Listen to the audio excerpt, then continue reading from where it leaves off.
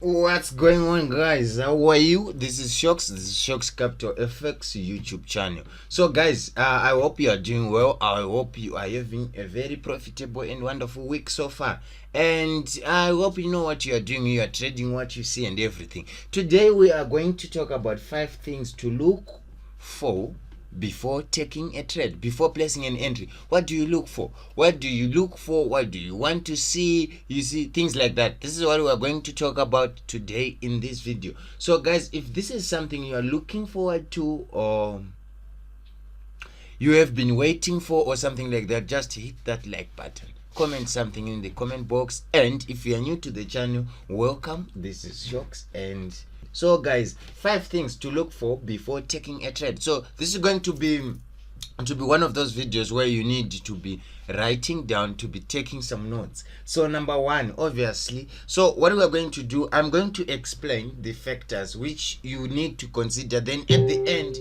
of this video, I'm going to review a trade which we took, explaining how we looked at these 5 factors, right? So we took this GJ buy, and I'll be explaining to you what we did here. So guys, stay tuned and watch till the end so that you can see the practical application of these trades. So yeah, this is what we are going to do. So guys, number 1, obviously you need to understand your direction, right? So the tool which you are going to use to understand the direction or the trend of the market is what we use, or what we call market structure, right? So you have to understand market structure. There's no escaping that. That is the only accurate tool for you, which you can use to identify the trend, to know your direction. So if you look at this chart, this is an hourly chart, and what we can see by only glancing at this chart, without doing much, you can see that this is an uptrend. But then you then explain, or you then understand that we are breaking what? We are breaking these highs. As you can see, this is what you see: breaking the highs, breaking the highs, breaking the highs, breaking the highs. This will then tell you that no, this is an uptrend. And in this type of a market, we are only looking for what? I wait for what? Yes, of course, for buys. So we're looking for buy setups only at this one, on this setup, on this kind of a setup. So that is what we are looking for. So market structure is a study of the chart waves, of the chart movement. You're just looking at the chart and seeing how the chart is moving, how price is moving, how price is behaving. If you are breaking highs, you know that is an uptrend, and we are looking for buys. And if it's a downtrend, you know that is that is price or a chart taking out the lows. So this is what we are looking at, and that is what we want to expand in this video. So right, that's number 1, guys. That's number 1, market structure. And number 2, you are going to look for what we call areas of interest. And what we trade here, we trade supply and demand, we trade order blocks, we trade all those stuff. So if you scroll down and scroll back, right, to this, and you can see that we were in an uptrend here. And what were we doing? We were looking at this. These are our areas of interest, the order blocks. I understand and hope that most of you know or understand what an order block is. If you don't, I will link the video that explains order blocks at the end of this video, and at the top right corner of your chart, so that you guys can check out what an order block or supply and demand is. So that is what we are referring to as an area of interest, right? That is an area of interest. You see, we have this again. So that is an area of interest. So after, okay guys, a lot of you guys and a lot of my students and my Signal subscribers get this wrong.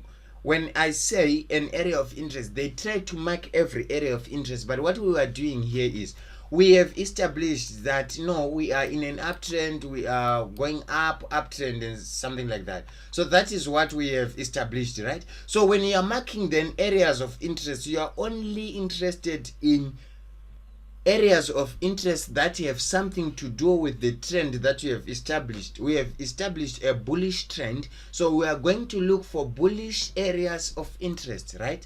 So we are only going to look for bullish order blocks, bullish supply and demand areas. So in this case we are looking for demand areas, so we mark out this is our area of interest, and we'll be looking for price to retrace back to the area of interest and join the trend. You see how these things are coming together. You are looking for areas of interest so that you can trade and let price retrace and you join the trend which you have established at the beginning of your analysis, right? That's number one. Then number three, what is number three? Can guess what do we look for? We are going to look for what we call entry triggers. So we were on an hourly chart, but now we need to go on a lower time frame chart so that we can see what we are talking about. So we are saying we want entry triggers around the area of interest, right? So our area of interest is what is an order block. So when you see a pin coming from an order block like this, you know you got the broker, you know you have him by the, you see. So you are just going to enter after the pin, and the stop loss, you know where the stop loss goes, and you are looking for price to make its way to the upside and profit from those moves, right? So this is what you are doing. Entry triggers. So entry triggers can be patterns, can be entry triggers, can be candlestick patterns, they can be charts patterns, they can be anything. It depends on what you use to enter your trades. My entry triggers are lower time frame demand zones and lower time frame supply zones, lower time frame order blocks. That's what I use. I don't usually look at candlestick patterns. I sometimes do because I know them, but I don't usually look for that as a way of as a confluence to my trades and a way of entering my markets. But you should, if you are using demand and supply, look for those entry triggers from candlesticks, entry triggers from momentum. We can also use the speed of a chart at a particular time. You can also use timing is very important. So those are some of the entry triggers which you can consider. Then we go to number 4. What the other thing you have to know when you are looking for a trade, or when you are looking to place a trade in the market, you have to look at what we call a stop loss, your risk. Don't ignore the risk, guys. You have to know what you are risking and you have to know what you are doing. So let's consider this order block for a while. So we have taken out this high and price is retracing back. It has retraced back to the order block. If you are going to buy from this area, your stop loss is going to be this box. So the box is your risk, right? So that is what you are going to consider. You have to know when are you going to get out of the trade if it doesn't work out. So you have to put it in a way, in such a way that you know if price gets here, your setup is invalid, you were wrong. I know most of you don't want to be wrong. Most of you don't want to be wrong, but you just have to be true with yourself. Understand that the market is the king, and you are just someone who is trying to play the numbers, play the probabilities. So you are going to lose at some point. So you have to know when you lose how much you are losing, when you lose how much you are losing. That is very important, guys. That is very very important. So you have to know your stop loss, and you have to know what you are doing when. So basically, as a rule of thumb, you have to put your stop loss at such an area that if price gets to that area, your stop loss, your structure is invalid. If you are seeing an M, you have to put your stop loss at an area where if price gets to that area, you no longer have that aim, you no longer have that pattern which you would have used to enter into a trade. Yeah, that is very important. Then number 5, guys, so we are already on number 5. So after number 5, we are going to review a trade which we entered London session today. So today is Tuesday 14 September. So I'm going to show you a trade which we did enter at London Open today. So number 5, obviously you have to understand your targets, know when at what price you are going to exit the market when you are correct. So this is what you like, the take profit. You have to know how much you are trying to win from the market, right? So you have to know. So rule of thumb, next high, next low, that's your take profit, right? But you are not going to enter a trade with a risk to reward ratio of less than 1 in 3. So that is something you have to consider. You have to have a minimum of 1 in 3 risk to reward ratio for you to consider that setup before you place your trade, right? So with that, guys, let's go and review our trade for today. And I just wanted to want to show you guys how we caught this buy. So right, this is what we have here. So we were here. I had this high. You see, I first considered this high. I see price was here. Okay, let me just show you the analysis before this of what we did. So this is GBP JPY, right? So this is a chart of what I was looking at. So I was looking in this area, and as you can see, this was an uptrend. We're taking out the highs. We took out this high first, then we took out this high second, then price was retracing back to this OB, which you can clearly see around 152.260. This is the OB, the order block, this red candle. So price came back and price retraced back to this order block, and at this point in time, that's where I triggered my entry. This is how I entered. So first of all, it was about the market structure, about the trend. So I established that I had an uptrend. That's number 1. I was in an uptrend, right?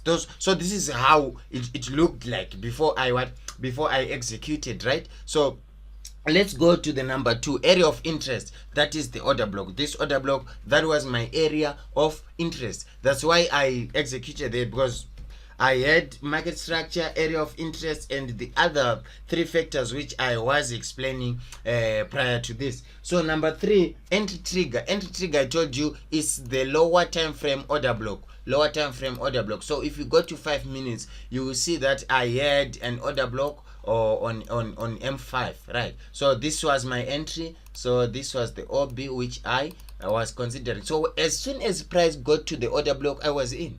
That's the entry trigger. That's me. I don't know what you use as your entry trigger. So if you are someone who use pins, you would have entered after this pin. So this would have been your entry, but mine will be around your stop loss, which you would have used. So that's the difference. It's not much, but it's a difference. So if you had missed this, this would have been another entry trigger. This would have been another entry trigger, OB, and as you can see, we are winning. So I took my profits around this area. I was okay. And now that I'm just showing you how I did it. Then number 4,